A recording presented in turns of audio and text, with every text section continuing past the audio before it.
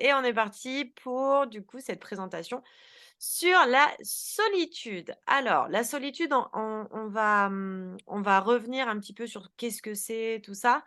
Mais j'aimerais beaucoup, avant, c'est, prendre un temps pour expliquer qui je suis. Je suis Claire Mascar, j'accompagne les personnes à goûter au bonheur d'être soi. C'est-à-dire reprendre contact avec ses ressources, ses potentiels, qui on est vraiment, surtout au-delà de tous les conditionnements qu'on a. Donc déjà, ça va être remettre, les bases solides avec mes clients pour qu'ils puissent construire une nouvelle page de leur vie, mais avec, comment dire, des bases qui sont saines. C'est-à-dire, on ne construit pas une maison sur du sable mouvant, on va faire une fondation. Et c'est important de comprendre que ça, il va falloir le retravailler, revenir le revisiter pour déconstruire ce qui doit être. Et ça, c'est mon deuxième axe de travail, c'est je déconstruis les conditionnements, les limites et les blocages. Donc vous pourrez, pour tous ceux qui nous regardent, après, revoir les replays sur ma page YouTube. Donc ça, c'est pour les détails, un peu techniques. Et maintenant, bah, on va voir un petit peu plus en détail, ce que c'est la solitude. Alors, pourquoi j'ai choisi ce thème? Parce que, c'est quelque chose qui est très peu abordé. On en parle très peu. Moi, j'aime bien déconstruire, en fait, les sujets qui font peur, les sujets qui nous dérangent. C'est un peu tous ces thèmes on sait qu'ils existent, mais on n'a pas trop envie, heu d'aller dessus. Ça nous fait un petit peu, c'est la boîte noire, la boîte de Pandore qu'il faut surtout pas ouvrir. Je sais pas si pour vous c'est ça? Déjà peut-être tu peux me dire Marie-Noël, qu'est-ce que ça t'évoque, cette notion de solitude? Dans comme ça spontanément. Tu peux peut-être me l'écrire pour que je continue et puis après, laisse-toi aller le plus spontanément possible. Qu'est-ce que ça vient faire écho en nous? Parce que c'est intéressant. Après, on va travailler les conditionnements, notamment sociétal ou familial. Et du coup, c'est toujours, on verra, rattaché à tout ce qu'on nous a inculqué, amené. Donc, toi, tu as une vision, alors, c'est se retrouver avec soi-même. Tu as une vision plutôt positive de la solitude et du coup, une solitude pleine, si je comprends bien, c'est vraiment quelque chose qui vient te nourrir. Aujourd'hui, on va voir cet aspect comme une solution, mais on va surtout étudier la partie un peu plus sombre de la solitude. Dans le sens où on voit, c'est pas noir ou blanc, c'est pas, «Oh bah, moi la solitude, oui je l'adore» et cetera. Parce qu'en fait, on se retrouve devant des moments de notre vie où on va être en lien avec ça, avec cet état et qu'on va le vivre d'une autre manière, même si on se sent à l'aise. Oui, c'est ça. Pendant longtemps, j'avais ce côté sombre.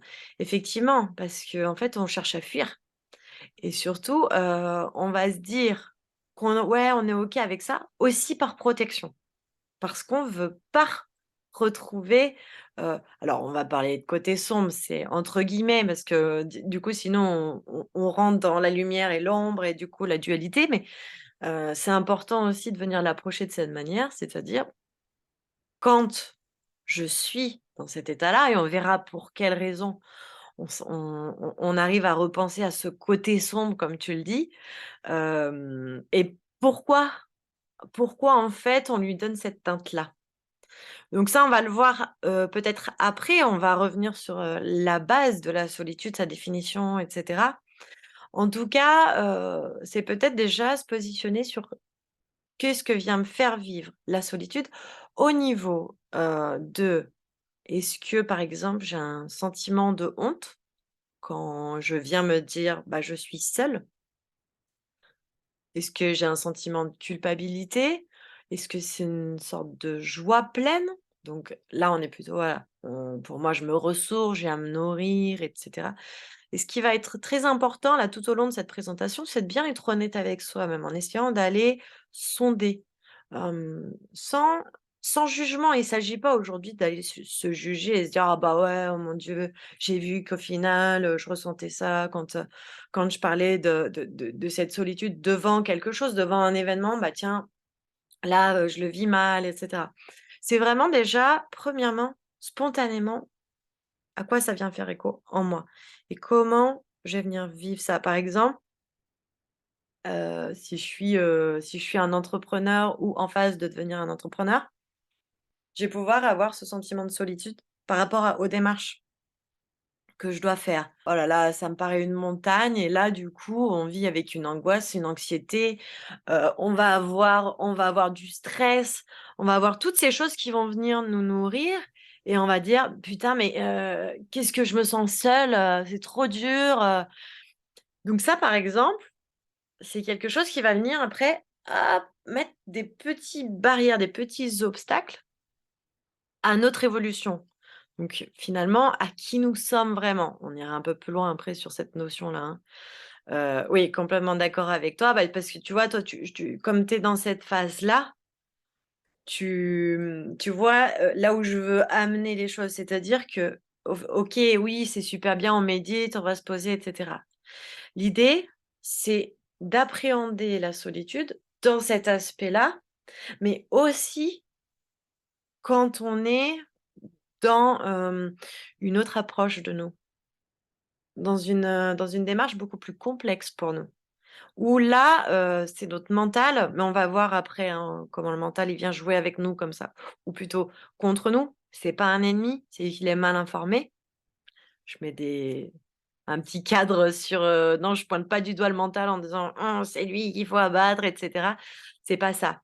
Mais par contre, il vient nous donner plein de choses de par nos conditionnements qu'on va aller voir là, juste après, sur cette notion de solitude. Donc on va avancer tout doucement parce que plus on va augmenter dans la présentation et plus on va aller un peu, plus profondément. Surtout n'hésitez pas, si vous comprenez pas, à me poser des questions, je peux y répondre et puis c'est surtout important parce qu'après, ça va créer, des ponts. Les réponses vont créer des ponts avec la suite. Donc on va, déjà dans un premier temps, rencontrer la définition de la solitude. Qu'est-ce que c'est? La définir clairement, poser les choses, voir ensuite ses différentes teintes. On va aussi aller voir d'où ça vient, toutes ces associations-là que je parle depuis tout à l'heure. Je vous coach à la fin, je vais répondre à toutes vos questions. Si jamais, vous voulez, intervenir, vous me mettez une réaction donc sur Zoom ou vous me mettez un message. Il y a pas l'idée c'est que ça soit aussi un échange, pas pour que ça soit sympa, et une discussion. On est parti donc déjà pour la définition, Larousse, de c'est quoi la solitude. La solitude désigne l'état de quelqu'un qui est seul, momentanément ou habituellement. Donc on peut voir que cette définition, finalement, c'est un fait. Plus qu'une émotion, plus qu'un état émotionnel. Or, pour autant, ce mot, il est toujours ou très souvent associé à une suite. Vous voyez, la solitude, ah, ça vous évoque quoi? Ah ben, soit pour l'un, c'est un tableau noir, soit pour l'autre, ça va être, ah oui, c'est vraiment ma spiritualité. Mais le terme solitude, c'est-à-dire le fait d'être seul, est tout simplement un fait. Donc déjà, on démystifie, on va venir au-delà de tout ce qu'on y met. En fait, c'est comme si, nous, on préparait un super emballage cadeau et qu'on se référait à cet emballage cadeau et pas au cadeau en lui-même. Donc c'est important déjà de baisser, la soupape, de la solitude, n'est-ce pas? Puisque, être seul, c'est un fait. Et ça, c'est important pour la suite. On y reviendra, mais pour autant, il fallait que je le rappelle avant qu'on vienne lui mettre de la teinte. Donc qu'est-ce que c'est, la solitude? Surtout comment on la vit? Je crois qu'il y a 2, il y a on peut mettre en avant vraiment 2 orientations. Soit c'est une solitude subie, soit c'est une solitude choisie. Alors là, aujourd'hui, on va voir comme je te l'ai dit, Marie-Noël ou les autres, hem, la, notion un peu plus subie pour tout simplement créer un processus transformateur et arriver à quelque chose où on choisit. Donc bien sûr, qu'est-ce que ça va être? La solitude subie, c'est, notamment, bah, l'exemple que j'ai pris tout à l'heure. je suis, complètement désemparée dans quelque chose, je ne veux pas voir mes difficultés, je veux pas voir ce qui bloque. Je vais vivre cette solitude, extrêmement difficile et de manière assez brutale, en fait, puisque, je vais avoir l'impression comme un tsunami qui arrive, autant émotionnel que toutes les pensées qui vont accompagner ce processus-là. À ce compte-là, le fait que je sois seule, attention, je reprends le fait que je sois seule sera terrible pour moi. Sur une échelle, il peut être désagréable à terrible. Dans l'autre sens, la solitude choisie, donc ça va être par exemple, bah, moi je pars, 1 semaine en retraite, spirituelle, dans le silence. Allez, on en rajoute une couche pour que ça soit mais c'est complètement choisi et j'adore ça.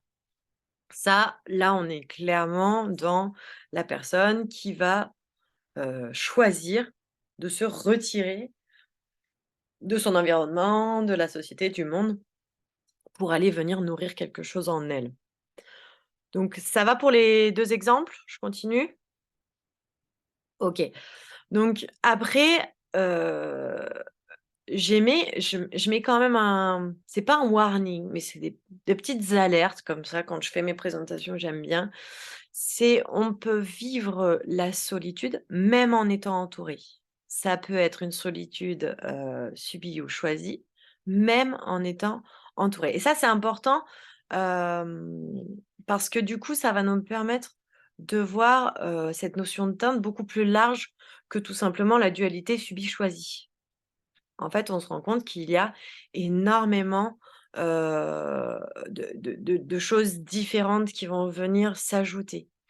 Comme, ça vous est peut-être arrivé dans un repas de famille, par exemple, ou une réunion hyper barbante, de rentrer dans sa bulle. On est comme dans un état hypnotique. On n'est plus là, on rentre dans notre bulle, dans notre sphère et on se retrouve avec nous. Alors soit pour fuir parce que la réunion est franchement chiante, soit soit parce que, à un moment donné, ça peut être aussi très difficile, d'être au milieu de ça parce que, bah, on a le sentiment d'avoir été attaqué ou des choses comme ça et on coupe. On coupe ce lien-là et on retourne dans sa bulle. Ça aussi, c'est important juste de le mettre dans un coin de notre tête pour, se souvenir que c'est pas, noir, blanc, subi, choisi et que finalement on se rend compte qu'il y a une arborescence qui commence à naître. Mais on verra après, un peu plus en détail.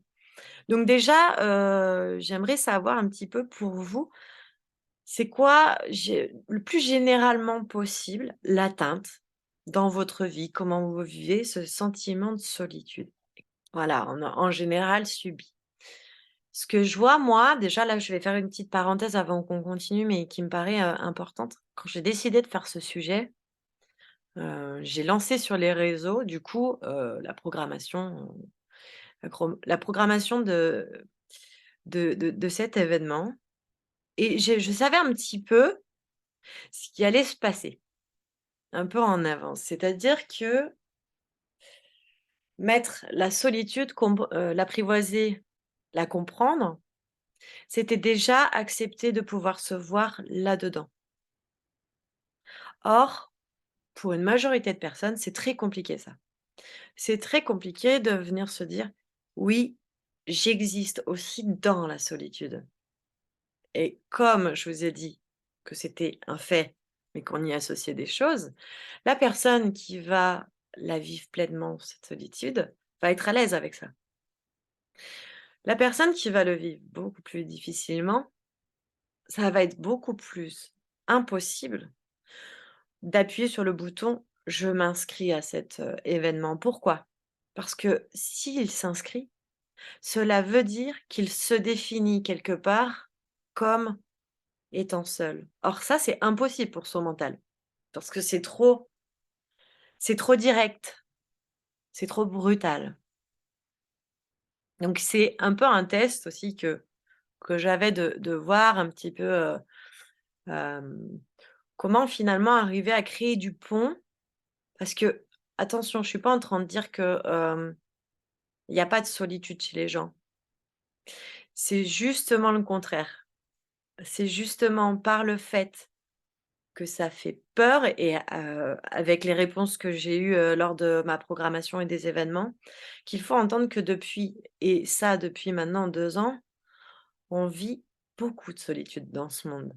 Beaucoup, beaucoup, beaucoup. Il y a beaucoup de liens qui se sont, arrêtés dans les familles, dans les amis, dans la société en elle-même. La dualité ne fait qu'exister. Bon, là, je fais une grosse parenthèse, mais c'est important dans cette, oui, complètement depuis le covid, c'est vrai ce que tu dis là. Effectivement, parce que tout simplement, à un moment donné, cette solitude, on nous a amenés à la vivre d'une manière forcée, de par les confinements, de par l'isolement et cetera et du coup, c'en est venu, faire écho avec tout ce qu'on avait mis sur ce mot-là. Donc c'est hyper important ce qui émane de ça. Ça veut dire aussi que pour moi, en tant que thérapeute, d'accompagner les gens dans ce pont-là. Donc aujourd'hui, c'est aussi ça que je veux vous amener par cet événement, par cette présentation. C'est de vous positionner aussi en tant qu'humain, digne et responsable de vous, dans le sens, c'est vrai que ça fait écho et j'accepte de regarder aujourd'hui, même si c'est en replay parce que j'ai pas osé venir en direct, venir voir ça de moi. C'est-à-dire que j'existe. Une partie de moi existe dans la solitude. Attention, cela ne me définit pas. C'est la grande nuance. Vous n'avez jamais été défini par un sentiment ou un état. Le fait de s'autoriser à voir ça, c'est s'autoriser à être dans l'unité de soi, c'est-à-dire à vous voir comme tout ce que vous pouvez être. Donc ça veut dire que si je m'autorise à me voir comme ça, je m'autorise à être autrement. Tant qu'on ne s'autorise pas à se voir qu'éventuellement on peut se sentir seul, on peut vivre la solitude et que c'est OK avec ça, comment se voir autrement? Ou comment se voir aussi dedans? Parce que ça amène plein de choses, la solitude. On va voir toute, cette richesse que la solitude nous amène. Oui, une prise de conscience, effectivement. C'est tout à fait ça et ça, c'est important donc merci, merci pour toi de venir aujourd'hui, accepter de voir ça, en toi, chez toi, de toutes ces teintes que ça peut avoir. Prenez un temps peut-être pour, tous venir questionner ça, même après la présentation. Donc je ferme un petit peu la parenthèse, mais c'était important, je pense, de venir, le questionner ça. Heu, autre chose aussi très important pour ma part et c'est un deuxième petit, vous savez comme une petite ampoule, à se souvenir, c'est par exemple un entrepreneur parce que je connais bien les entrepreneurs, j'en suis une aussi et j'en ai accompagné pas mal. Un entrepreneur, c'est une personne qui peut souvent se sentir très isolée. Du coup, être dans: «Je subis ma solitude». Donc, il va y avoir aujourd'hui une grosse partie sur comment on en sort de ça. Parce qu'en fait, tout ça, on va voir que c'est que de la croyance. C'est pas une, vérité et c'est pas une réalité. Donc, on va parler un petit peu ouais, on va parler des différents conditionnements vis-à-vis de cet état de solitude. De par où ça démarre. Donc déjà, bah, c'est pas parce que nous, on est élevé par une famille qui, nous amène, des règles, des choses comme ça. Donc on va apprendre, des comportements, on va apprendre à se comporter d'une certaine façon. Après, il y a l'école, quand on grandit et puis après, ben, il y a, toute la vie, les boulots, les études et cetera et il faut prendre conscience aussi que, la société dans laquelle nous vivons, on a, une vision de la solitude plutôt, comme si c'était un petit peu marginal. Comme si les gens qui vivaient leur solitude étaient rares déjà, étaient peut-être un peu perchés, voire des ermites. Si je vais un peu plus loin et encore, hein, parce que là, je veux pas trop, brusquer les consciences tout de suite, mais si je vais un peu plus loin dans le temps, il y a pas si longtemps que ça, c'était surtout une maladie psychiatrique. De vouloir venir se recentrer sur soi, venir, prendre du temps, donc être isolé des autres. Nous sommes, nous sommes une, espèce avec un instinct grégaire. Qu'est-ce que ça veut dire un instinct grégaire? C'est un instinct de troupeau, comme les chevaux. On vit en troupeau. Quand on est dans une alors je vais prendre un petit exemple, un groupe de personnes, il y a des rôles et vous avez, comme on dit, le marginal, l'exclu, celui qui est seul. On peut le voir, ou se souvenir de nos années d'école, où il y avait toujours une personne un peu bizarre, en retrait. Et cet enfant-là, comment il était perçu par nous? Bah, souvent, ou alors c'était nous, mais en tout cas, il était perçu d'une certaine manière. Ça, c'est important à le voir parce qu'en fait, tous ces jeux, J-E-U-X, faut pas faire de faute d'orthographe, tous ces jeux-là, en fait, ils existent dans plein de systèmes différents. La société, un groupe, la famille, l'entrepreneur, notre travail, nos collègues de bureau, et cetera. Et en fait, souvent, on va voir que la solitude, cet état-là, il est peu reconnu, voire méprisé, voire rejeté. Et ça, c'est, un conditionnement qu'on a plus ou moins tous appris. Sauf des personnes qui ont déjà travaillé dessus, qui ont déjà appréhendé ça ou qui ont eu des parents qui ont laissé beaucoup de place à cette ouverture-là. Mais sinon, dans cette société-là, les personnes un petit peu, hem, marginales, en retrait parce qu'elles ont besoin de ce temps pour venir se nourrir, elles ont besoin de ce temps pour venir remplir leur être et cetera, on va tout de suite avoir ce lien invisible, hein, qui existe dans notre esprit de: «Tiens, c'est une sorcière, elle est bizarre». Vous voyez? Là, on en arrive au Moyen Âge quand, les sorcières et ben, on découvrait que c'était des gens un petit peu bizarres et qu'elles finissaient sur le bûcher, quoi. Vous voyez ce que je veux dire? Donc et cette époque, dans cellulairement, elle est pas si loin.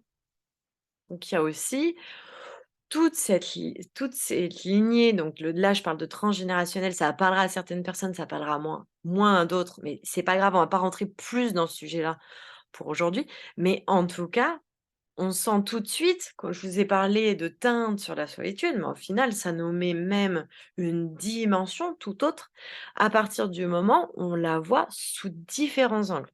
Parce qu'en fait, aujourd'hui, je vais vous amener à la voir sous différents angles. Donc c'est un état peu valorisé, voire non valorisé par le système dans lequel nous vivons. Dans l'entreprise, celui qui reste seul, il n'est pas très bien vu. Il faut s'intégrer dans une entreprise. Les enfants à l'école, c'est pareil. Ils vont être souvent stigmatisés par les autres. Donc en fait, pour nos proches, par exemple, même dans notre, sphère, heu, amicale, de la famille, si on se retire un petit peu du monde pour aller, au fond de nous-mêmes et cetera, bien souvent, cela va créer quoi chez nos proches? De l'inquiétude. «Ah bah, il va pas bien en ce moment. Tu as des nouvelles toi? Non, bah non, tu as pas de nouvelles? Ah bah attends, mais c'est qu'il va pas bien, il doit être en dépression. Tu as vu la dernière fois, il était bizarre» et là, on rentre dans un truc, tout le monde croit qu'on va pas bien alors qu'on avait juste besoin de couper avec tout le monde. Donc ça, c'est vraiment, un indice que même les gens qui nous aiment, on a effectivement, tu dis un détachement, mais c'est ça. C'est dès qu'on veut faire ou vivre une expérience autre que ce troupeau que j'ai attention, il y a pas de connotation dans le troupeau, parce que je vois venir tous: «Oui, on est des moutons». Non, non, là, on est on n'est pas là-dedans. C'est vraiment notre instinct, parce que c'est notre instinct primaire de survie. Là, c'est vraiment le cerveau primitif qui, lui, est toujours, existant en nous et qui vient nous dire: «Oh! Attends, faut pas te démarquer du groupe, hein, parce que là, faut rester, comme ça et tous ensemble et tout le temps. Parce que sinon, tu vas mourir». Non, il y a plus forcément de tigres derrière le bosquet, on se calme et on peut peut-être, voir et envisager autrement les choses. Mais ça, c'était pour la petite histoire préhistorique. Donc après, on voit que en fait, nos conditionnements, donc c'est-à-dire nos croyances, tout ce qui est autour de ce fait que j'avais dit au début, la solitude en soi, toute la teinte, toute, la couleur qui se met autour, vient de nos conditionnements dès le plus jeune âge. Donc bien sûr, hein, c'est un état qui provoque plusieurs choses en nous. On va être dans l'échelle vis-à-vis de la solitude, de la répulsion, c'est-à-dire de la fuite, au moment où je vais me retrouver en pleine extase de, cette solitude, complètement nourrie, complètement vécue comme un élément nourricier, et indispensable à notre développement, à notre bien-être et à notre lien avec nous. Parce qu'il y a ça aussi. OK, donc du coup, on a cette échelle et puis après on a des événements, bien sûr, dans notre vie qui sont plus ou moins propices à cet état. C'est-à-dire des moments où on va venir, hem, vivre plus ou moins de manière, bénéfique cet état de solitude. Par exemple, quand on vient de se séparer et ben, on va perdre une personne nous qui nous accompagnait dans notre vie, voire dans le cas de blessure, qui était complètement perçue par nous comme un élément, une partie de nous-mêmes. Ça, c'est dans le cas, par exemple, de dépendance. Donc, si je considère que l'autre est une partie de moi, vous voyez, même, d'une manière de la société. Dans l'amour romantique, le bel amour qu'on devrait tous avoir, il se situe au niveau de c'est, la fusion. Ah ouais, la fusion, c'est beau. Ah oui, c'est mon double, c'est mon autre, c'est mon non, non, c'est une personne. Vous êtes une personne, lui aussi. Et tout ça, c'est très important de voir ça parce que, quand on se sépare d'une personne avec laquelle on a alimenté nos blessures, on a demandé à l'autre de venir nous guérir. Déjà, qu'est-ce que ça amène? Alors déjà, je refais une petite parenthèse, mais parce que, c'est très important, pour tous ceux à qui ça parle en termes d'amoureux. Hem, Quand vous demandez à l'autre de venir combler quelque chose en vous, c'est-à-dire ne pas faire le travail pour vous, mais de demander à l'autre, vous lui créez une dette. C'est-à-dire, on fera un autre thème là-dessus peut-être. C'est-à-dire qu'on amène l'autre à venir combler je veux bien, OK, c'est entendu. Je veux venir, hem, combler je veux que tu combles mes lacunes. Donc l'autre, il va pas s'occuper de ses propres choses à régler. Il va pas prendre la responsabilité de lui puisque l'autre lui demande, comme une aspiration. Donc comme on est dans l'amour, on est des êtres d'amour, on va dire: «Bah oui, oui chérie, je vais t'aimer, je vais te donner, je vais tout te donner».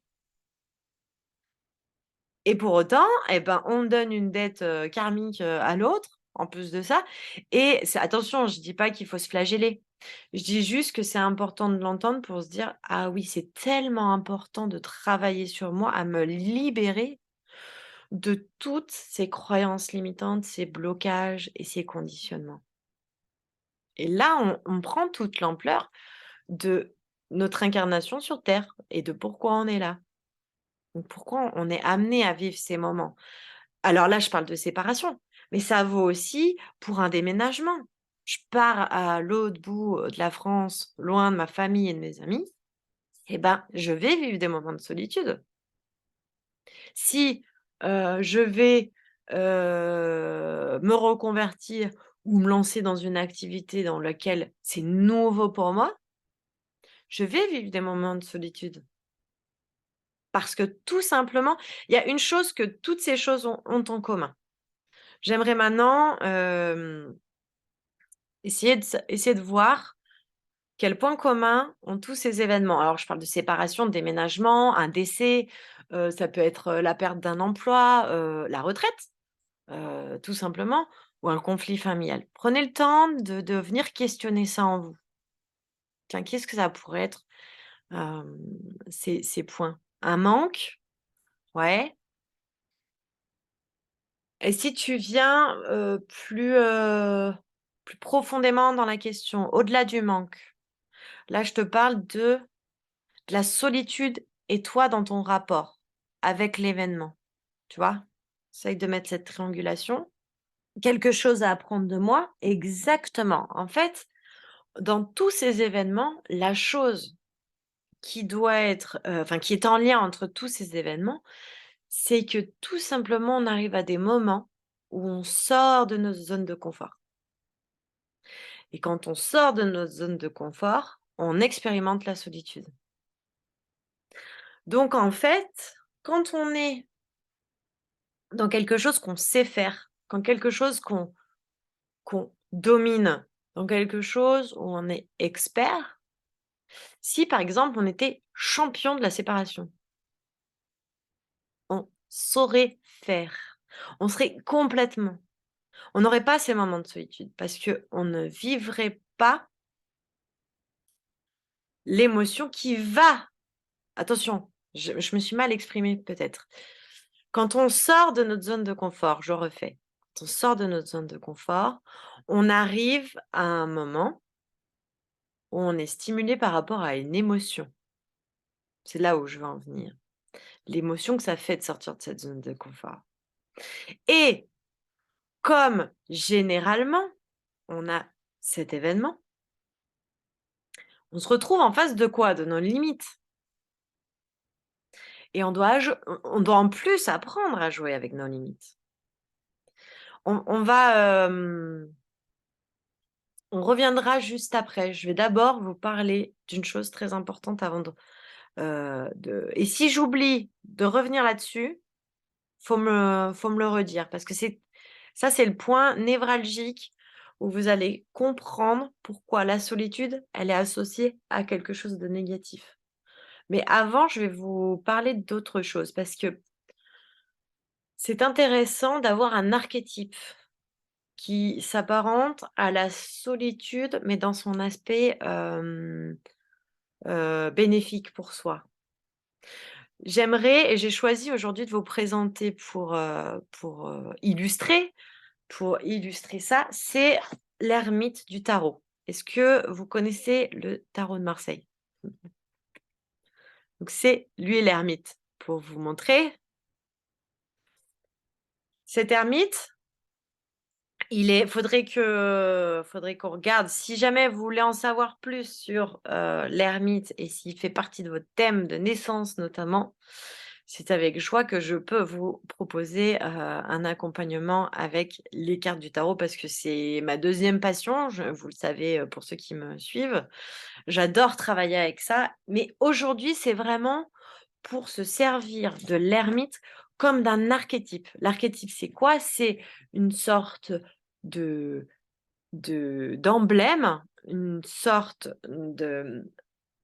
d'image qu'on va pouvoir garder. Alors je le remontre, voyez? C'est un homme, il a une lanterne, il a un bâton de pèlerin et puis il est relativement serein quand même, hein, le mec, il est tranquillou, il suit sa route, il suit son chemin. Pourquoi j'ai choisi cet arcane majeur du tarot pour représenter la solitude? Tout simplement parce que lui, il vient nous transmettre, hem, sa leçon. Comme vous pouvez le savoir, hein, je sais pas, je vais quand même expliquer en 2 mots, le tarot. Pour moi, le tarot et les arcanes majeures, elles viennent nous enseigner des leçons, des expériences humaines. C'est-à-dire que chaque arcane renferme une clé, renferme un savoir et l'ermite, dans la solitude, il vient nous dire quoi? Il vient nous dire que pour avoir la clé, pour avoir la lumière, il faut savoir se retirer pour avoir la connaissance. Lui, il est serein, pourquoi? Parce qu'il sait qu'il va avoir les réponses.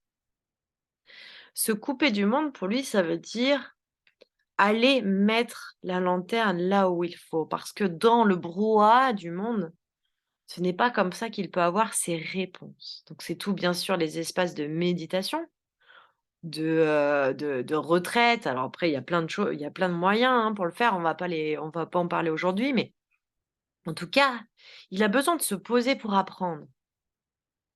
Et ça, c'est très important parce que en se posant, cet ermite, il vient dire, et on peut voir, il est lent, il a un certain âge.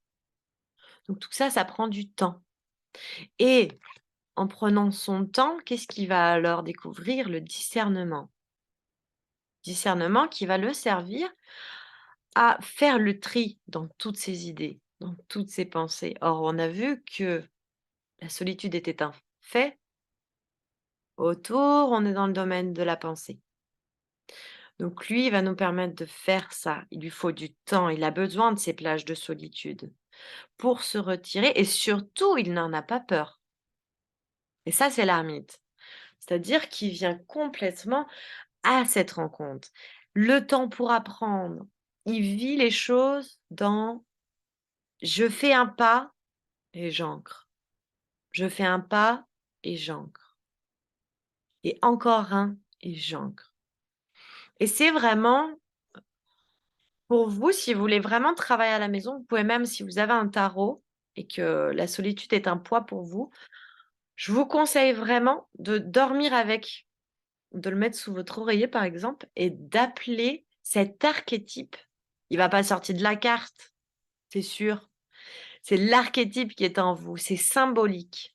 Pour tous ceux qui vont faire ah, mais attends, dormir avec un tarot, c'est n'importe quoi. C'est symbolique, c'est pour vous aider à vous accompagner. C'est comme quand on met une bougie. J'ai une bougie derrière moi, tout simplement parce que je rentre dans un état où je vais transmettre. Pour moi, c'est un symbole.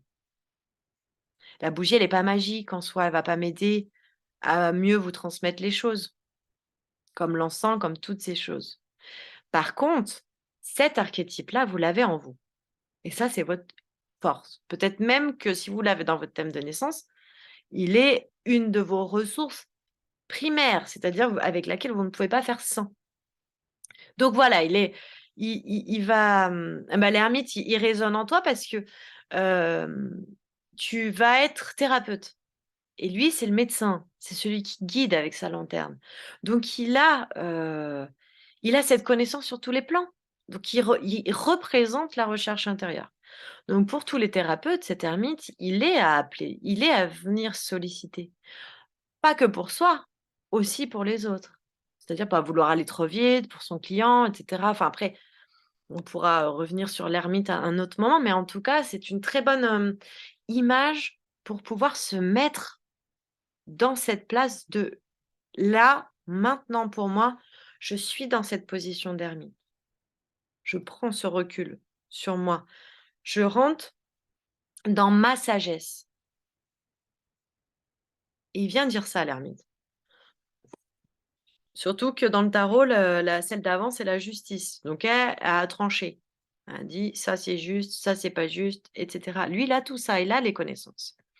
Donc c'est pour ça que je voulais vous parler un petit peu de cet ermite un peu plus en profondeur parce que il résonne vraiment avec cette notion de solitude et que ça image comment la solitude peut être transformée en nous et pour nous. C'est-à-dire que ce n'est pas quelque chose que je vais choisir ou subir. C'est tout simplement déjà là. Et après, libre à moi d'aller consulter cette partie de moi. Et donc du coup, on reste toujours dans cette possibilité d'ouvrir nos champs. Donc, pour finir, l'ermite, il va rester avec nous jusqu'à la fin de cette présentation, mais tout simplement pour dire que dans cette vision-là, on ne peut que voir cette solitude comme un réservoir de potentiel, non plus du mental, mais de l'être dans sa profondeur. Donc bien sûr, c'est complètement différent sur l'approche. Pourquoi? Parce que si je le vois comme ça et que je vais vous imager un peu le truc, j'adore, imager parce que ça fait des mnémotechniques. Je suis dans la vie, moi je suis dans le faire, faire, faire, faire, faire, j'arrête pas, je suis toujours en train de pédaler à fond, machin, tac, j'enchaîne, j'ai 6 activités par jour, mais moi je suis une femme active, hein. Ah j'arrête pas, ah oui, ah là là, ah là là. Ce que je fais, ma vie en fait, c'est comme si je la remettais en 2D. C'est-à-dire que je vois plus rien, j'ai la tête dans le guidon, comme on dit. C'est je suis complètement dans: «J'ai fini, je fais autre chose, je finis, je fais autre chose, je finis, je fais autre chose». L'idée, comme on l'a dit, la prise de recul dans ce positionnement, c'est aussi de remettre de la 3D. Je remets de la hauteur sur les événements. Parce que tant que je suis comme ça là, essayez de lire un livre, comme ça, impossible. Si, là, vous me mettez au défi de lire ce que j'ai écrit sur mon bouquin, je suis incapable de vous le dire. Par contre, si je prends du recul, tout de suite, c'est possible.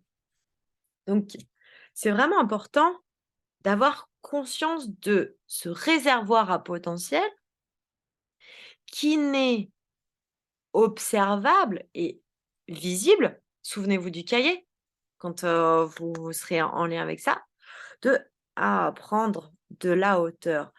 Pourquoi on dit: «Prenez de la hauteur» et cetera? On nous a jamais expliqué pourquoi prendre de la hauteur, qu'est-ce que c'était? L'image du bouquin est très intéressante là-dessus. Parce que tout simplement, si je suis collée, je ne peux donc pas voir, pas laisser le temps. Alors ça, c'est une première chose parce que du coup, vous prenez de la hauteur, vous remettez de l'ordre. Souvenez-vous de ce que je vous ai dit sur l'ermite. Lui aussi, c'est je remets de l'ordre pour reprendre ma véritable place. Hem, alors pourquoi? Pourquoi faut voir les choses sous un autre angle? Pourquoi et cetera? Eh ben, tout simplement parce que c'est là où on voit en prenant cette hauteur sur l'événement, tout à l'heure je vous ai dit: «La solitude est un fait». Donc si derrière je viens y mettre une teinte, c'est-à-dire je viens définir la solitude comme quelque chose de négatif, comme quelque chose de subi, comme quelque chose de douloureux et cetera. Déjà, c'est parce qu'il y avait des pensées qui accompagnaient ça. Alors là, faut m'arrêter si c'est pas compréhensible.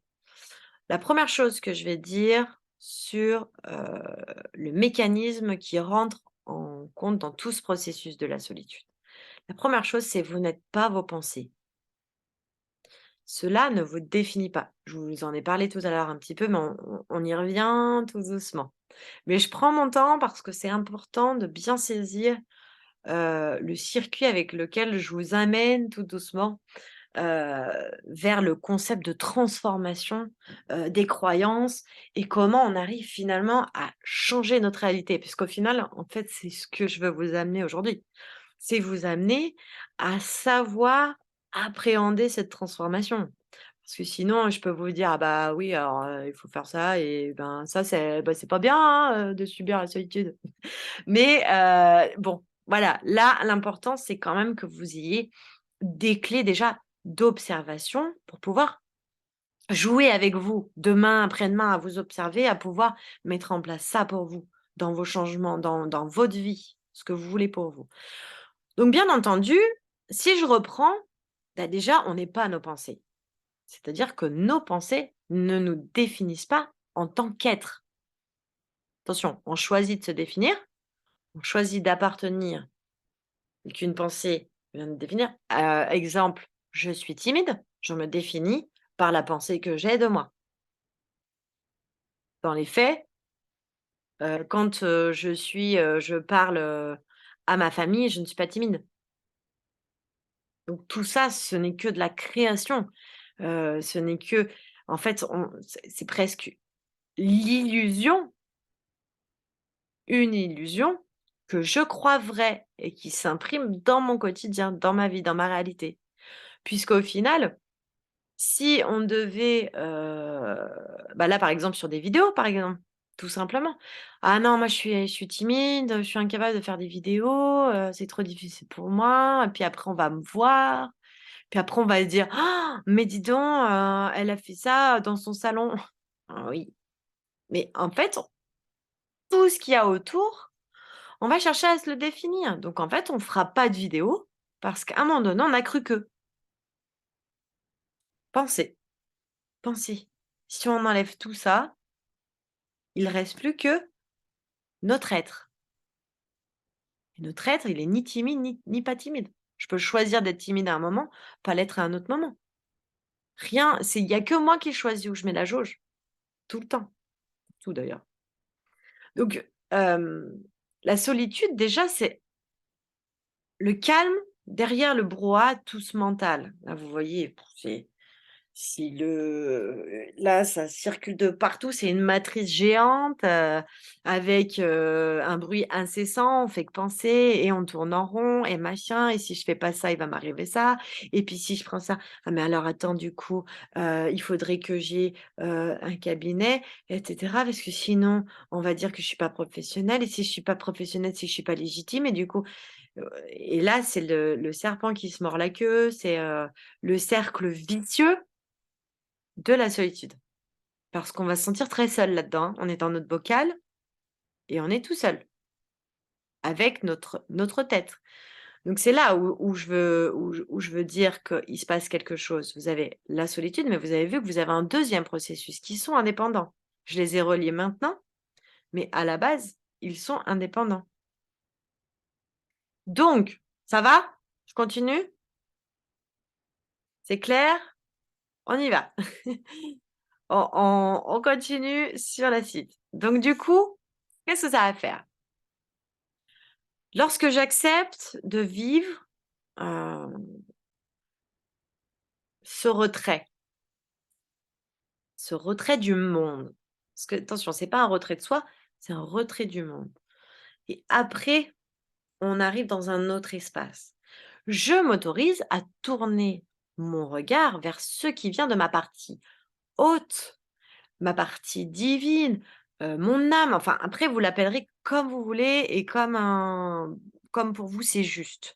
Je mets plusieurs mots, mais parce qu'il faut pour permettre en fait, à vous de vous exprimer dans cet espace qui est le vôtre et qui peut être sacré et moins sacré, voilà. Je veux pas définir des choses. Je veux que vous définissiez pour vous c'est quoi cet espace intérieur. Mais en tout cas, ce retrait, cette position de l'ermite, elle va nous permettre de revenir dans cet espace intérieur. Pourquoi je dis retrait du monde et pas de nous? Parce que si, à mon sens, je parlais de retrait de soi, on couperait à l'intérieur de cet espace quelque chose. Or, c'est en enlevant le brouhaha du monde, de mes pensées, je reviens dans mon être. Donc après, je peux observer mes pensées.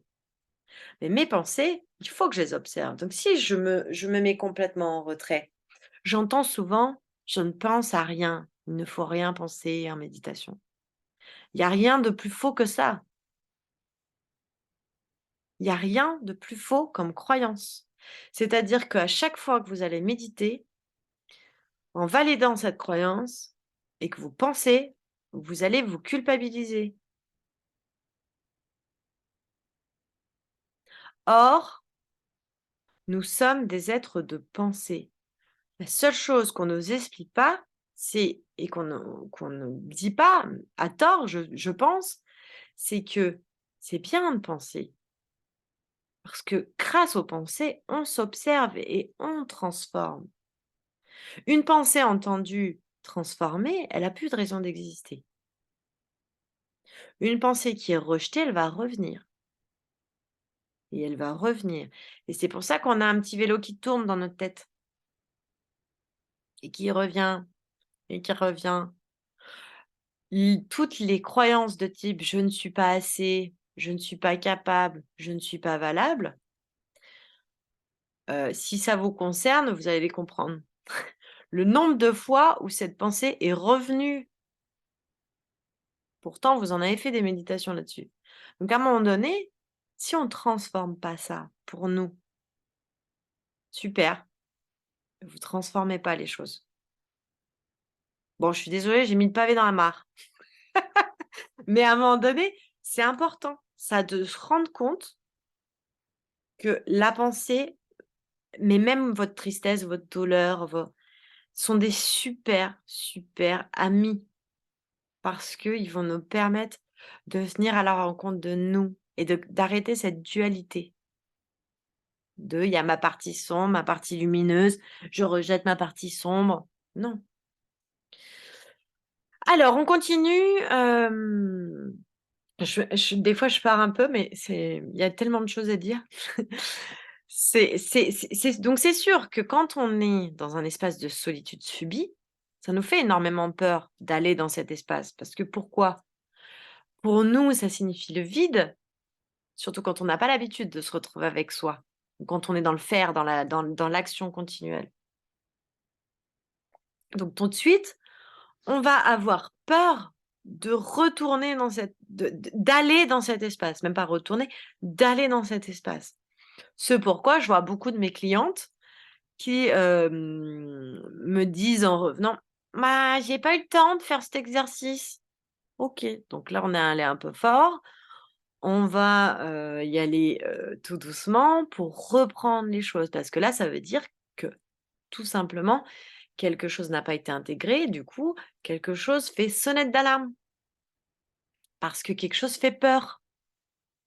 Parce que, bah, effectivement, si j'y arrive pas, alors je le vois, dans les, thérapeutes du bien-être notamment, si je n'arrive pas à ressentir ça lors de ma séance, alors peu importe de méditation, de relaxation et cetera, ça m'embête quoi. Je suis pas à mon niveau divin, non en fait vous êtes juste humain et c'est très important à accepter parce que du coup, il y a plus d'attente. Plus on a d'attente, moins on a de vous le savez très bien, plus on attend quelque chose d'une séance, moins on a. Moins on a de connexion, moins on a de trucs, et cetera. Peu importe, on va pas rentrer dans le sujet. Mais, c'est très important. Donc, quand je parle de ça, c'est aussi pour faire un pont avec nos conditionnements que j'ai expliqués tout à l'heure. Qu'est-ce qu'on fait aujourd'hui quand un enfant, il s'ennuie? On a beaucoup de mal à laisser un enfant s'ennuyer. Parce qu'il est tout à fait le reflet de notre propre problématique. Donc on va lui donner des choses à faire. «Tu fini? Tu veux plus faire ça? Non maman, je m'ennuie». «D'accord, alors fais ça et je te donne ça» et cetera. Parce que on a du mal avec ça. On a du mal à accepter l'inaction. Faire rien. Et c'est quoi faire rien? Vous voyez tout ça? Ça fait partie de tout cet état. Donc du coup, la solitude subie, elle arrive quand des fois on est simplement dans un état de ne rien faire et on se sent seul. Parce que on n'a pas eu l'habitude d'investir ça. On n'a pas eu l'habitude exact, bah, tu vois? Parce que ça résonne, parce que ces moments-là, ils en deviennent les plus angoissants de notre réalité. Alors que c'est le moment où on pourrait être complètement en phase avec nous. Donc il y a un gros déséquilibre aujourd'hui avec cette notion de solitude, cette notion de présence. Je crois que c'est aussi une question de présence et définir ce qui est, hem, la présence. Mais quand je suis dans l'ennui, quand je suis dans le rien, je peux ressentir la solitude. Attention, je dis pas: «Faut pas ressentir la solitude» et cetera. Je peux ressentir cet état et de me dire: «Grâce à ce moment où je suis en lien avec moi, je vais appréhender mon espace de créativité, de ressources, de potentiel» et c'est là où prend tout le pouvoir de l'être humain. En plus de ça, c'est là où il va aller ouvrir sa boîte de trésors. Pas sa boîte de Pandore, sa boîte de trésors. Donc remettre de l'équilibre en plus. Donc mais ça je vais vous montrer après, on va prendre un exemple. pour vous montrer comment on a fait l'amalgame entre 2 choses et que finalement aujourd'hui la solitude elle est vue en 2D, simplement, comme tout à l'heure. Le La tête dans le guidon, je vois plus rien, je vois plus et donc ça va nous amener, heu, je vais prendre un versant pour vous ramener tout doucement vers la solitude. Ça va que cette façon de vous expliquer? En prenant des exemples et après je reviens tout doucement sur la solitude, parce qu'il faut toujours imager, les choses pour que, quand ça bute et vous verrez avec moi que c'est jamais en rapport de force. On va pas transformer quelque chose à l'intérieur de nous en rapport de force. On contourne, on appréhende notre mental pour qu'il puisse accepter. Vous avez vu depuis tout à l'heure, à chaque fois que j'amène une idée, à chaque fois que j'amène, une nouvelle chose, je prends un exemple légèrement à côté et tout doucement, je reviens au centre de la discussion pour que le cerveau, notre mental, il soit pas en réaction. C'est-à-dire: «Ah «Bon non, non, non, moi je suis pas d'accord, alors maintenant, tu fermes et puis tu écoutes plus rien».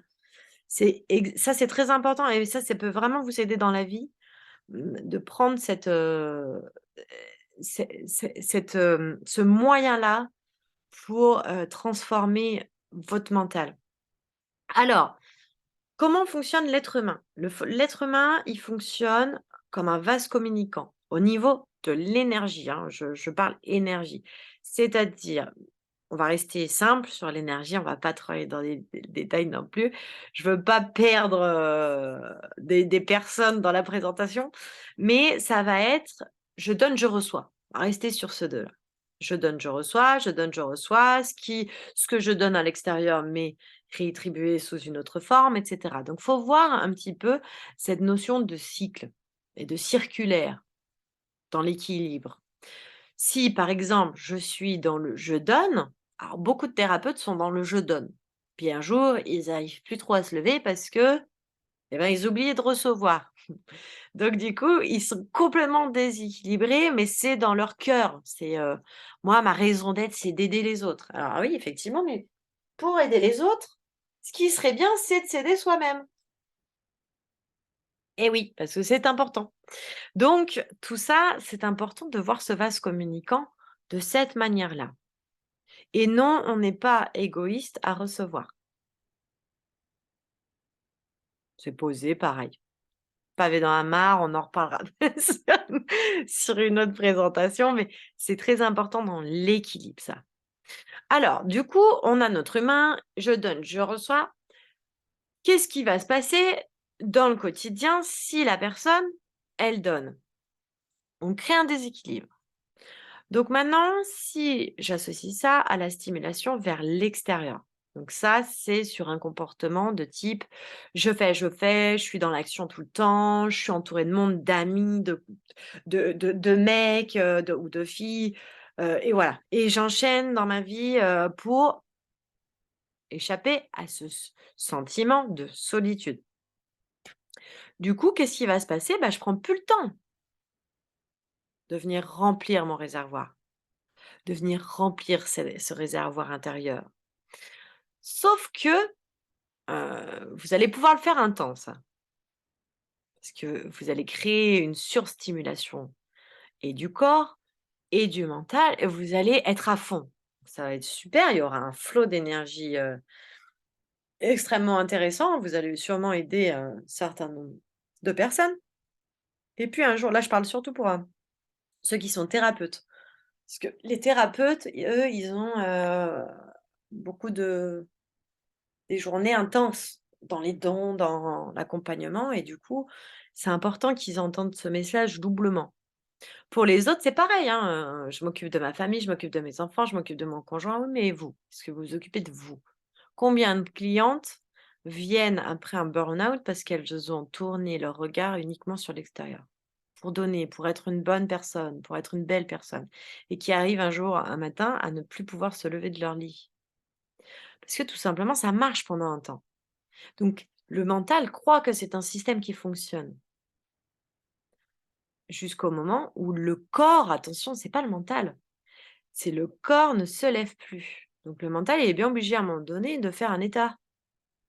Dire: «Bon, bah, là, ça va peut-être pas». Mais c'est avant, quand il avait des signaux que ça n'allait pas, il disait: «Non, non, mais vas-y, tu vas puiser dans tes réserves, tu y vas quand même, tu y vas, tu y vas, tu y vas, tu lâches rien». Donc c'est une vraie réalité ça à entendre. C'est-à-dire que du coup, votre corps, lui, il sait et votre corps, c'est une Ferrari, on va dire. Mais si vous mettez pas d'essence dans une Ferrari, elle va pas vous amener bien loin. Donc c'est vraiment cet équilibre, il est à saisir dans: j'ai une Ferrari parce que mon corps, il est dans cette perfection, il peut m'emmener vraiment au bout de mes limites, on peut vraiment avoir des sauts dans l'action hyper efficaces, pertinents et d'une manière un peu Wonder Woman, forte et cetera. Super, c'est super la force. Mais il faut l'équilibrer avec autre chose parce que sinon on s'essouffle et ça peut aller jusqu'à, bah, l'épuisement, craquage et cetera. Donc là, à partir de ce moment où on va avoir ça, donc la personne, elle arrive un matin, peut pas se lever et cetera. Qu'est-ce qui va Elle va confondre l'émotion qui accompagne cet épuisement avec le fait d'être dans la solitude. Est-ce que ça va ou je le répète? Vous confondez l'émotion qui accompagne cet épuisement, ce burn-out, avec le fait d'être dans la solitude. C'est comme s'il y avait eu un calque sans que vous vous en aperceviez. Le fait, je suis seule parce qu'effectivement, vous êtes seule à la maison, dans votre lit quand vous vous en rendez compte, vous êtes seule quand, vous vivez cette souffrance, la tristesse, on la vit seule. Et ça, c'est un fait. Par contre, notre essoufflement, la tristesse, la douleur, attention, physique et psychique du burn-out, elle va tout doucement s'associer au fait d'être seul et donc votre mental, il va dire: «Eh ben, puisque je suis triste, en douleur et tout, c'est parce que je suis seule». Pour autant, c'est votre système qui avait trouvé la solution. Souvenez-vous de lui. Lui, il sait très bien ça. Votre être, il sait ça. Il est aidé souvent par le corps. Le burn-out, toutes les personnes que j'accompagne dans le burn-out, c'est une renaissance. Pourquoi? Parce qu'à un moment donné, ils ont pas le choix. Ils peuvent plus se lever. Ils peuvent plus aller travailler, ils peuvent plus être dans le faire. Donc la place, elle commence à être redonnée à lui. Et lui, tout doucement, il dit: «Ah oui, on va prendre le temps, mais on va y arriver». Donc en fait, c'est très important le point que je viens de soulever, c'est-à-dire que ce calque-là entre mon mental et cette solitude-là, on va avoir une mauvaise information transmise à notre cerveau. Or, on avait pourtant trouvé la solution. Ça va? OK. Donc ça, c'est très important de le laisser décanter pour vous. Parce que du coup, ça, c'est une nouvelle information. C'est que la solution, vous étiez allé la chercher, mais que du coup, l'émotion, elle est venue englober toute cette notion de solitude. Donc en fait, si vous voulez, la solitude dans le cas du burn-out ou de la dépression, ça va être comme, si je prends un exemple, ça va être comme l'argile que prennent les animaux sauvages. Ils arrivent à un moment donné, puis ils se font un petit traitement comme ça. Ils mangent de la terre pour se purger. En fait, ils se font une cure, désintox naturelle. Bah, en fait, la solitude, c'est de la même façon ça.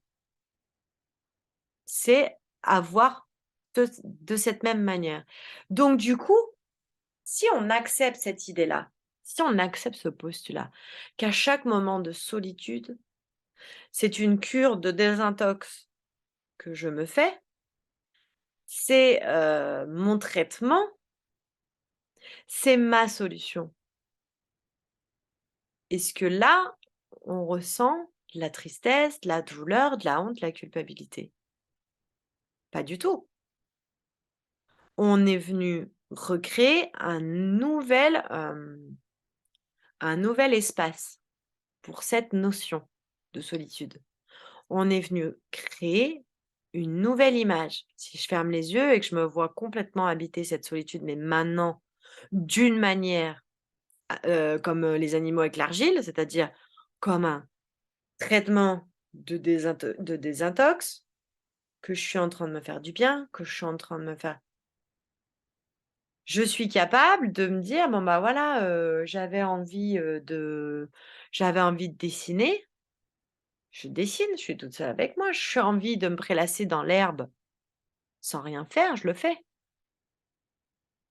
En fait, la solitude, là, on voit qu'elle est en train de venir pointer autre chose en sous-jacent, parce que là, on a été dans l'expérience traumatique, c'est-à-dire plutôt la solitude subie dans l'instant. Puis il y a la solitude subie. Vous avez vu la toile d'araignée qu'on est en train de construire autour de la solitude, ce qui est très intéressant parce qu'au final, c'est pas binaire, rien n'est tac, tac, tac, tac. Non, c'est vraiment tout est entremêlé. Quand on va plus profondément dans la solitude subie, ça peut aussi être, tout simplement cette approche de nous. Qu'est-ce que je veux? Qu'est-ce que j'aime? Quelles sont mes passions? Si j'en ai pas, c'est pour ça que je vous ai, proposé de voir ça comme un argile, parce que ça, c'est un seconde problématique de la solitude et les gens que j'accompagne ne savent pas ce qu'ils veulent, ne savent pas qui ils sont, ne savent pas ce qu'ils aiment faire et ça, c'est vraiment à revenir au contact. Dans mon programme, c'est ce que j'enseigne, c'est revenir à la découverte de ça parce que quand on n'a aucune notion de ce qu'il y a à l'intérieur de nous, dans notre essence, dans ce qu'on aime de manière totalement matérielle, mais aussi, dans notre manière spirituelle, c'est très angoissant de venir à la rencontre de nous. Parce qu'on a l'impression, attention, on a l'impression que ça va être du vide. Je dis bien on a l'impression, ce qui n'est pas du tout vrai. Parce qu'en fait, c'est quand on va à sa rencontre, quand on ose sortir de sa zone de confort, on va tout doucement y revenir, qu'on voit que tout ça, c'est en fait plein, plein de ressources, plein de potentiel, plein de processus créateurs, plein d'imagination. On parle toujours les gens sont hyper attirés par l'enfant intérieur, mais c'est ça. On va au contact de notre imagination. Allez, on continue, ça va? J'ai perdu personne? OK. Bon, alors du coup, l'idée c'est d'arriver tout doucement à entrevoir un potentiel, futur moment de solitude avec soi d'une manière complètement, heu, investie, investie de soi. Quand je parlais d'angoisse, c'est parce que c'est pas dans le moment où je suis dans cette solitude, c'est quand je le redoute. Vous avez vu qu'il y a un temps là qui est en train de se profiler. Le temps, c'est-à-dire que dans le futur, je vis l'angoisse car je pense que je vais devoir vivre ce que je cherche à tout prix à éviter. Donc là, on parle du vide, que je parlais il y a 5 secondes. C'est-à-dire qu'en fait, je vais me dire: «Bon», quand je demande à mes clientes, par exemple, de prendre un temps pour elles, je sais pas 1 heure, ouais, je dis n'importe quoi, mais 1 heure demain, elles vont commencer à angoisser de ce moment de solitude parce qu'en fait, elles vont vivre ce dont en quoi elles ont déjà de l'angoisse de ce qui pourrait se passer parce qu'elles pourraient peut-être vivre du vide. Waouh! Là, on voit tout le fonctionnement du mental. Si par contre, je leur dis: «On fait l'exercice maintenant», elles le font, elles n'ont pas ce sentiment-là. Ce n'est que de la pensée. Ce ne sont que des croyances. Tout ce qui habite autour de la solitude ne sont que des croyances et des pensées. Donc, en fait, si je reviens à la pensée, OK, elles peuvent se dire tout ça dans la tête, mais c'est surtout la pensée, elle peut la ruminer pendant un jour cette cliente. Et ce qu'elle va pas vouloir, c'est vivre l'émotion. Elle va surtout vouloir éviter l'émotion qui accompagne cette notion de solitude, que je cherche à tout prix à éviter, bien entendu, hein. Alors qu'est-ce qui va construire, selon vous, l'émotion par rapport à ce sentiment de solitude? Je viens de le dire, hein, ça va, c'est facile. Ça va être mes pensées, puisque entre ma circonstance, la solitude et mon émotion, il y a les pensées. On est OK avec ça? Donc, la solitude, c'est le fait de se retrouver seul. OK, c'est complètement neutre. C'est complètement neutre. Pourquoi? Parce que tout simplement, certaines personnes la recherchent, par exemple dans un exercice de méditation, et d'autres vont la fuir. C'est leur pire ennemi. Elles font tout pour ne pas se retrouver seules. Donc en fait, ça va dépendre directement de la personne, de son mental, pas du fait, pas du fait d'être seule. C'est toute l'association qu'il y a autour. Ça, c'est ce que j'expliquais un petit peu au début. On y revient tout doucement. Tout est lié, en fait, à la réalité que je décide de voir pour moi. Donc, bien entendu, je vous l'ai dit tout à l'heure, hein, ce qui crée ma réalité, c'est ce que je crois vrai par rapport à mon environnement. On a un filtre et on voit la réalité extérieure par ce filtre-là. C'est pour ça que vous n'aurez jamais la même vision des choses entre une personne A et la personne B, la personne C, la personne D, etc. Donc en fait, on voit la réalité à travers un filtre. Or, dans la solitude, c'est exactement la même chose qui se passe. C'est je, dois changer mon filtre pour appréhender un tout nouveau fonctionnement avec cette notion de solitude. Si je prends l'exemple de la société, nous valorisons les gens qui savent faire, qui sont dynamiques, qui sont dans le mouvement. Ça, c'est sûr. Pourtant, il existe des choses très intéressantes. Autrement, on l'a vu tout à l'heure, moi en plus je suis sophrologue, donc l'approche du corps pour moi elle est essentielle. Et il y a pour moi, il y a jamais de vide. C'est que du plein, c'est riche, c'est rempli, c'est plein de nombreux potentiels. D'ailleurs, une cellule en elle-même, biologiquement, c'est un processus plein de potentiel. Donc en fait, comme on est un assemblage de cellules, on est des êtres de potentiel. Après, c'est qu'est-ce qu'on fait de ce processus de réalisation de potentiel? Quand je parle dans toutes mes vidéos du champ des possibles, c'est de ça dont je parle. C'est-à-dire qu'est-ce que je vais mettre en place dans ma vie, dans ma réalité, pour pouvoir accéder au filtre idéal pour moi. Ce filtre avec lequel je veux voir la vie. Et c'est OK. Mais du coup, c'est de construire son propre filtre. Donc là, c'est tout à fait, si je veux changer mon émotion par rapport à une circonstance, je dois changer mes pensées. Et si je vais un peu plus loin, j'ai ma circonstance, j'ai ma pensée associée, j'ai mon émotion, mais après, je vais avoir mes actions qui vont déclencher des résultats.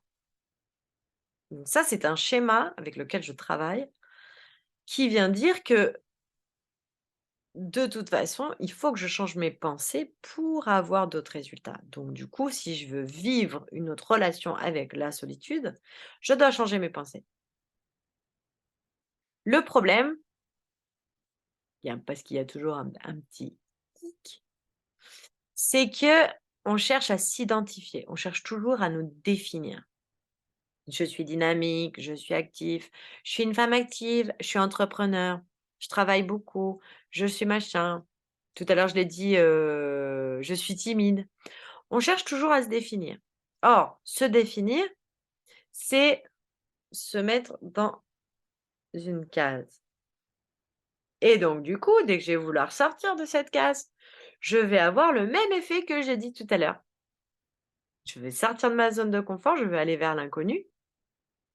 Et du coup, là, je vais vivre une émotion désagréable. Et comme je suis seule dans cette démarche, Je colle les deux, je fais une 2D, mon mental croit que je ne supporte pas la solitude et on refait un tour. Donc tout ça pour dire qu'en fait, la solitude est votre processus de création et de transformation. L'émotion qui est à côté appartient à autre chose. Donc ça, c'est très important à comprendre, c'est-à-dire que maintenant, en sachant que c'était un calque, quand je suis seule, je peux venir créer quelque chose avec cette solitude-là, quelque chose de plein, puisqu'il n'est plus défini par une émotion qui, de toute façon, ne lui concernait pas. Si on travaille sur la zone de confort, l'inconnu, je vivrai ma solitude complètement différemment. C'est beaucoup d'informations, effectivement, d'un coup, mais en même temps, c'est très important je voulais vraiment mettre cette 3D sur, le phénomène solitude et tout ce qui lui était associé parce qu'il fallait démystifier un peu ce concept-là et cette notion-là pour vraiment se dire: «Mais en fait, je suis complètement libre d'investir cette solitude, non plus subie, mais d'aller l'observer» et quand je sens que je suis dans la solitude subie, tiens, je vais m'observer là, je vais aller voir ce qui résonne. Donc moi je suis passée par toutes ces phases de déconstruction pour ne plus subir la solitude, pour comprendre que c'était des processus mentaux qui validaient ça. Quand j'ai changé mes pensées, j'ai changé du coup les émotions qui s'associent à ça.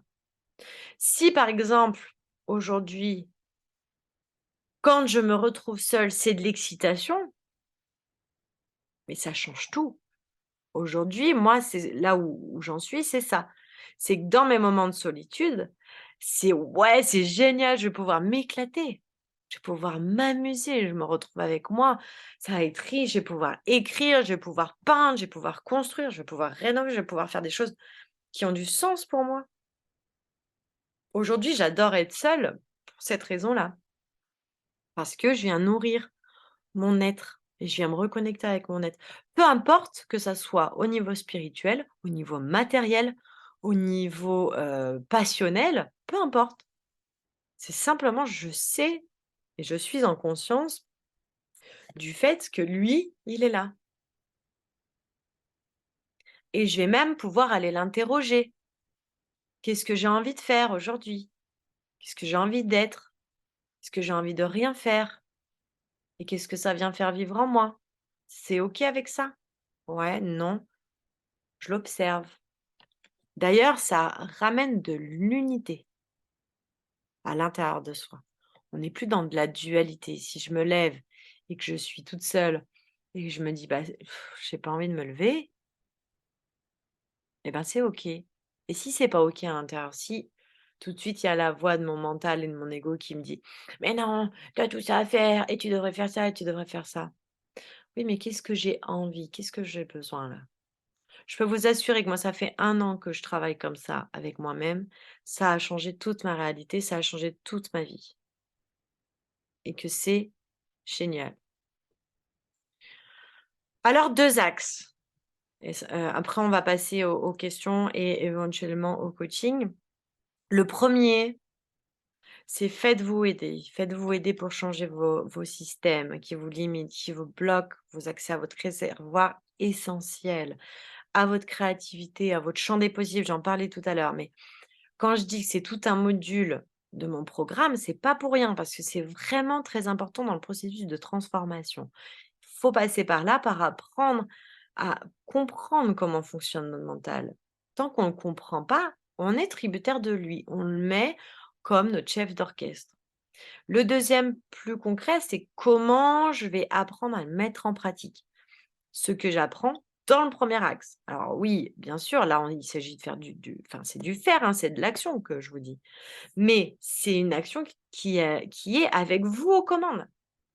Et là, ça change tout. C'est une action qui va être réfléchie, qui va être posée, qui a du sens pour vous. Ce n'est plus une fuite pour éviter une éventuelle émotion. Ça change tout. Cette dernière phrase, elle est très importante parce que, avant, je fuis dans l'action.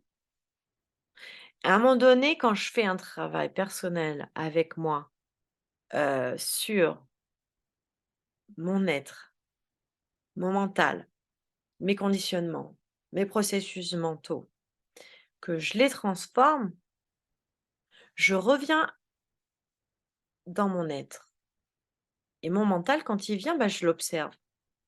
Mais je lui dis: «Hé Coco, tu n'es pas moi. Tu ne me définis pas avec tes pensées. J'entends que tu es éventuellement mal informé. On va travailler ensemble pour te reprogrammer, te réinformer correctement». Imaginez le champ des possibles à ce moment-là. Énorme! C'est énorme tout ce qu'on peut faire, tout ce qu'on peut être, tout ce qu'on peut vivre et s'autoriser à vivre.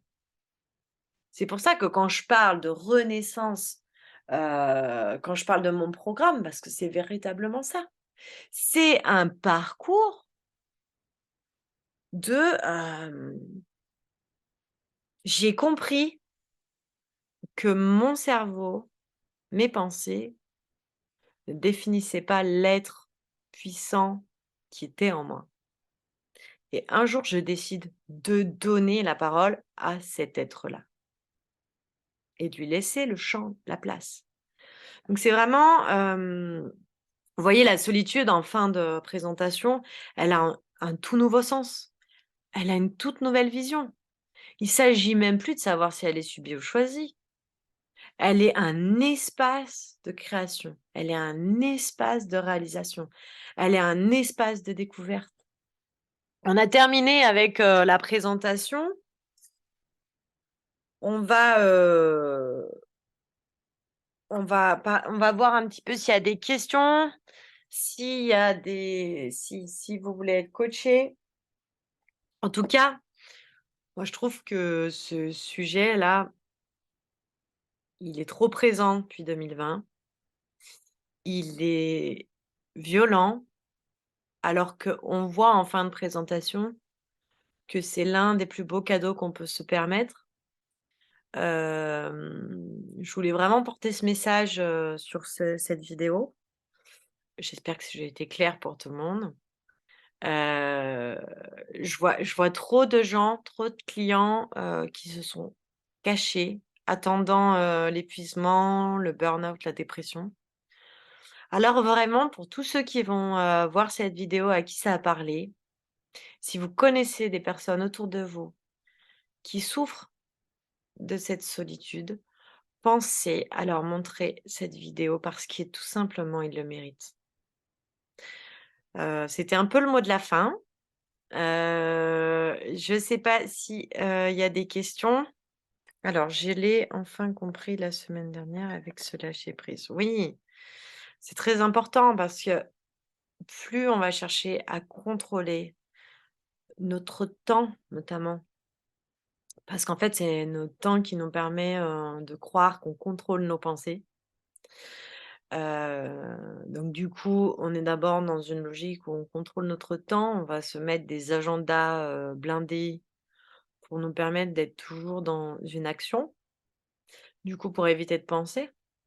Sauf que la pensée est toujours là, hein, donc en fait, elle va attendre que vous alliez vous coucher pour revenir le soir, dans la nuit et cetera, pour être entendue et puis vous, vous allez dire: «Bah, non, non, non, ça je veux pas voir parce que tu comprends, je veux pas voir l'angoisse dans laquelle tu me mets actuellement». En fait, on la vit déjà. Donc c'est toujours, très intéressant de voir comment on peut, s'auto-piéger, s'auto-enfermer, s'auto-conditionner. Donc voilà, laisser le processus, s'intégrer, décanter. Je suis là même après pour répondre aux questions. Donc je vais mettre en commentaire aussi, hein, le lien pour aller voir, mon programme pour ceux qui nous reverraient aussi en replay. Hem, Vraiment pour surpasser ces difficultés, accéder à la sérénité en vous. Je parle beaucoup de sérénité maintenant parce que c'est, presque devenir son meilleur ami. Des fois, ça doit passer par un renouveau, ça doit passer par de nouvelles bases et je pense vraiment que je peux vous aider. Alors comment faire partir cette pensée? Bah, justement, faire partir cette pensée, c'est apprendre, le processus que j'ai mis, tu sais, circonstances, pensée, émotion, action, résultat. C'est le système de Castillo, Brooke Castillo, que j'utilise moi en coaching aussi.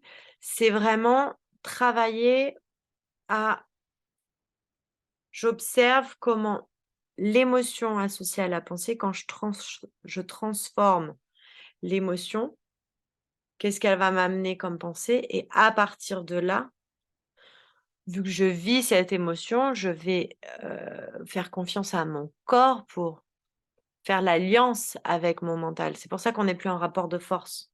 C'est pour ça aussi que j'utilise la sophro comme accompagnement au système de coaching. Parce que finalement, j'en mets une dose au niveau coaching, au niveau mental, processus mentaux, et je mets une dose au niveau corporel, c'est-à-dire approche du corps. Comment on vient créer une alliance entre les 2. Parce que l'un est en déséquilibre s'il n'y a pas l'autre. Voilà pourquoi, je fais ces 2 pratiques aujourd'hui. Avant, j'étais que sophrologue et maintenant j'apprécie de pouvoir amener en plus, ces 2 façonnements parce qu'on n'est pas qu'un mental, on n'est pas qu'un corps. On est les 2 reliés avec une vraie alliance. Alors après, il y a d'autres champs, hein, mais à au niveau où je me situe moi, c'est vraiment ces 2 approches-là. Comment faire partir cette pensée? Tout simplement en travaillant le modèle et après, on vient enfin, tout simplement en travaillant le modèle, c'est pas tout à fait vrai. Quand je parle de base à introduire, de renouveau et cetera, moi je travaille avec un processus où, la fondation, c'est la plus importante. C'est-à-dire venir reclarifier les choses, de là où on en est. Presque, si tu veux, il y aurait pas, il y a même pas la question d'avant, qui j'étais avant. Ce que je cherche à amener, c'est ce que je suis, ce que je veux. Exactement, restructurer, c'est de la restructuration parce que à partir de ça, je peux tout créer.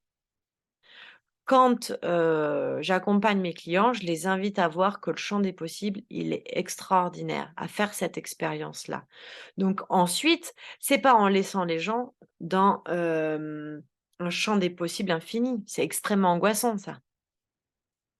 C'est en leur disant: «Il y a ça, et maintenant, on va aller découvrir lequel est le tien».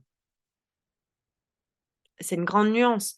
Parce que si j'ouvrais le champ des possibles en disant: «Ah bah voilà, maintenant, tu peux tout faire, tu peux, tout amener et cetera». Mais je sais pas moi qu'est-ce qui est bon pour moi. Donc quand je parle de base, c'est déjà ça. C'est aller voir, qu'est-ce que je veux? C'est aller voir, bah tiens, qu'est-ce qui me ferait plaisir? C'est faire des tests, c'est aller voir dans le passé, on a plein d'informations. Attention, pas le passé, oui, dans ma vie, j'ai vécu tel et tel traumatisme. Non, parce que moi, je vous amène à vous penser autrement que la blessure, j'en avais déjà parlé. Mais tout ça, en fait, c'est la toile. Moi, je suis partisan de on est une toile d'araignée. Chaque personne a son langage. Toi, tu vas avoir ton propre langage, moi, je vais avoir mon propre langage. Maintenant, eh ben, on va aller s'amuser à découvrir ton langage. Parce que c'est pas moi qui vais te dire quel est ton langage. On va aller explorer ensemble le tien. Moi, je te guide. Je suis celui-là, si tu veux. Je vais te prendre la lanterne et je vais te dire: «Allez, viens, on y va ensemble». Donc tu vois, faire partir cette pensée, pour moi, c'est pas juste le modèle.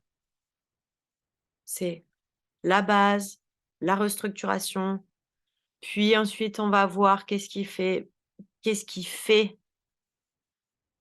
tu es, ce que tu veux vivre plus tard. Ensuite, voir là où ça bloque et là, on est au niveau de ça.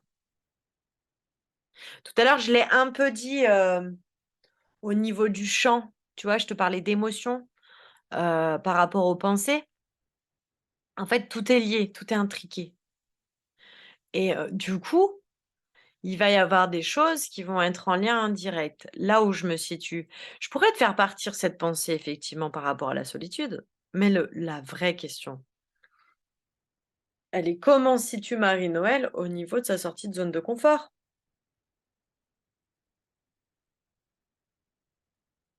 Si, en fait, tout est croyance. Donc quand je vais t'amener à restructurer, à redéfinir pour toi, donc à voir là où tu veux aller, cette sortie de zone de confort, elle en est plus une angoisse, elle est une excitation pour faire un pas de plus vers ce que tu veux. Ça change tout, ça change tout. C'est plus de l'angoisse, c'est de l'excitation. C'est plus clair pour toi? Super. Est-ce que tu as une autre question? Bon, bah, ça marche. Bon, on va s'arrêter là, ça fait déjà un moment du coup, je pensais faire 1 heure et puis, bah, ça a duré bien plus longtemps que prévu. En tout cas, merci, merci de l'attention, des questions, de la présence, c'était cool. Bientôt, une nouvelle, bah, on fera des petits ateliers comme ça régulièrement, je pense. Je trouve ça hyper sympa, je trouve ça sympa de pouvoir travailler sur des sujets, hem, très précis, mais en même temps où on voit que progressivement ça s'élargit autour, de la réalité qu'on vit en tant qu'humain, de ce qu'on vient vivre et ce qu'on traverse. N'hésitez pas à la partager vraiment, je le redis, si vous avez des gens en situation d'épuisement, de burn-out, qui détestent être seuls, parce que c'est vraiment, important qu'ils puissent sentir que c'est possible autrement. Voilà, je vous remercie. Je vais mettre, donc cette vidéo sur YouTube. Vous pourrez partager le lien et de toute façon, je l'enverrai sur la communauté. Je vous remercie, je vous fais des bisous. À bientôt.